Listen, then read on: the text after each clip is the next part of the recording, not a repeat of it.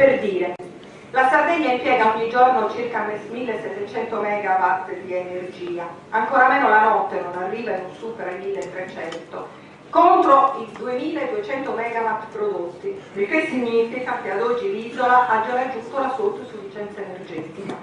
Allora occorre vigilare perché una fonte di energia pulita, quale il vento, non si trasformi in una dannosa speculazione del tutto inutile alla collettività. Nelle ultime settimane si sono verificati nel mondo eventi di tale portata e talmente inaspettati da determinare un rivolgimento dell'equilibrio mondiale. Di fronte all'apocalisse del Giappone e alle rivoluzioni del mondo arabo, potremmo anche dire l'apocalisse in qualche modo, si pone in maniera importante di fronte alla comunità internazionale l'incognita della questione energetica, dal petrolio al nucleare. Il nostro Paese ovviamente dovrà fare i conti con tutto questo e finalmente però sotto gli occhi di tutti, e questo è importante, la follia della scelta nucleare. Come si può ancora proporre l'energia atomica quando il Giappone, che è uno dei paesi con le tecnologie più avanzate del mondo, vive un disastro che non ha confini nello spazio e nel tempo? Ad oggi la Sardegna è tra le regioni che meglio e più di altre rispondono alle condizioni di sicurezza richieste per ospitare centrali e luoghi di stoccaggio delle scorie. Abbiamo sentito tutti quanti giorni fa Margherita, una grande scienziata che tutti noi probabilmente apprezziamo e stimiamo per il valore della sua ricerca, dire che la Sardegna è il luogo adatto dove addirittura costruirne 4.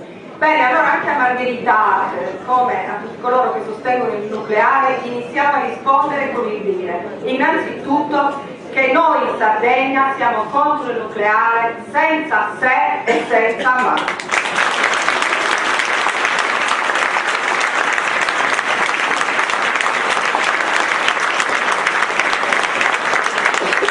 Aggiungiamo che ci opporremo con tutte le nostre forze a questa prospettiva. E le nostre forze sono le nostre forze collettive, quelle di cui parlavo prima, ma sono anche la forza del referendum, quindi le forze della democrazia, per cui tutti dovremmo essere presenti quei giorni. Ma proprio perché siamo contrari al nucleare, siamo anche consapevoli che c'è sempre più bisogno di energia pulita.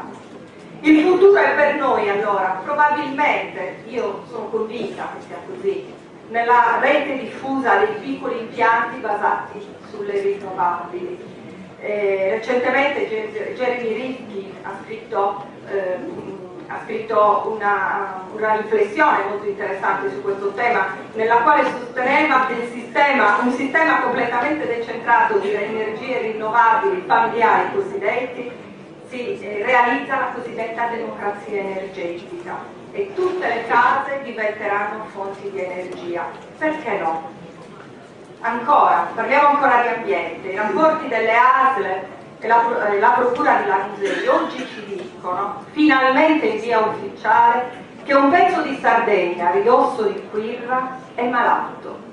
Il poligono di Quirra, che è nato nel 1959 e che ospita oggi tecnologie militari di tale natura che esso è diventato con il tempo la culla della missilistica italiana e non solo. Dopo più di 50 anni di esercitazioni e di bombardamenti, chiediamoci qual è la condizione di quel terreno, la condizione ambientale. I dati ci dicono che il 65% dei pastori che vivono lì sono malati di leucemie. Si parla di diossina e si parla di uranio impoverito. Vogliamo dirlo che siamo la regione più militarizzata d'Italia? Vogliamo dire che siamo un'isola armata e che dopo il disarmo della Maddalena chiediamo che vengano chiusi tutti i poligoni militari presenti nella nostra terra?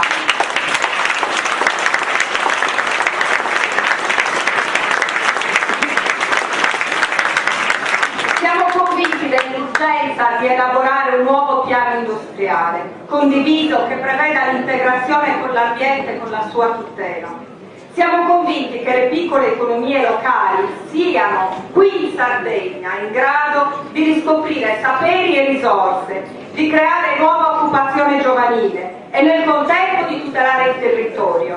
senza sacrificarlo ad un'industrializzazione che nella nostra terra è spesso tenuta in vita dallo Stato con la cassa integrazione, che oggi è diventato l'unico strumento di ammortizzazione sociale di questi luoghi.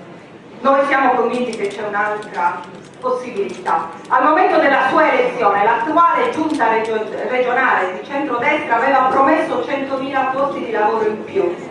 A 2 anni di distanza siamo a quota meno 30.000. Nel frattempo i nostri giovani vivono la tragica scissione dell'illusione della globalizzazione e della povertà del luogo in cui vivono. Mi spiego, mentre sono globali nelle loro aspirazioni, e lo sono drammaticamente locali nella loro disoccupazione. Negli ultimi anni la scuola pubblica sarda ha ricevuto solenni ridimensionamenti a favore della scuola privata, da noi sempre confessionale, rendendoci la regione dove si è raggiunta tra le due istituzioni la parità dei finanziamenti.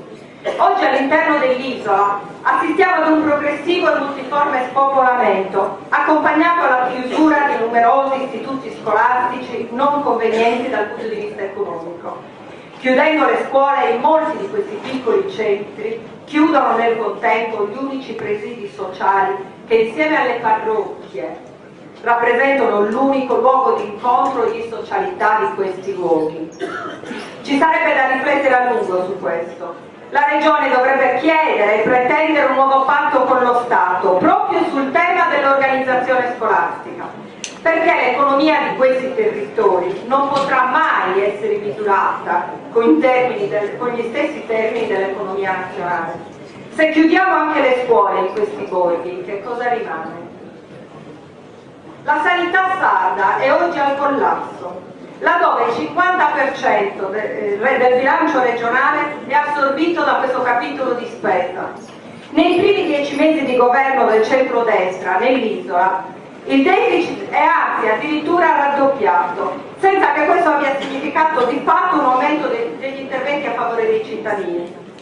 Nel 2009 un blitz della giunta Cappellacci ha esautorato i manager delle ASL e nominato commissari di stretta osservanza, col pretesto di intervenire urgentemente con una riforma complessiva della società sarda, che però ancora non si vede. Ciò che si vede invece è un buco di circa 500 milioni di euro, certificato dalla Corte dei Conti. Una spesa sanitaria alle stelle, operatori in difficoltà, cittadini che fondano i comitati in difesa dei propri diritti, malati di SLA che protestano davanti all'assessorato, associazioni dei disabili che si vedono ridurre i servizi di sostegno e così via discorrendo. Nel frattempo, sotto la bandiera della razionalizzazione della spesa, si chiudono i presidi territoriali e non c'è traccia della creazione di veri e propri centri di eccellenza. Bene, questa è la cornice, di questo noi oggi parleremo. Più sopra, e concludo, ho richiamato la figura di Emilio Russu. Il suo pensiero si declinava in un progetto di uguaglianza e di giustizia sociale e nell'incrollabile fede nella democrazia e nella libertà, ma anche nel suo europeismo e vorrei dire nell'orgoglio delle sue radici di uomo della Sardegna. Noi crediamo che questa idealità sia patrimonio del Partito Democratico e del Partito Democratico Sardo. Da qui vogliamo ripartire per confrontarci e proporre alcuni orizzonti di senso, per noi, guardate, non più rinunciabili, sul piano programmatico e su quello dell'appartenenza, e per dire, e con questo concludo davvero, che essere democratici è essere tutte queste cose e utilizzare soprattutto le menti migliori che abbiamo per una causa valoriale comune. Grazie.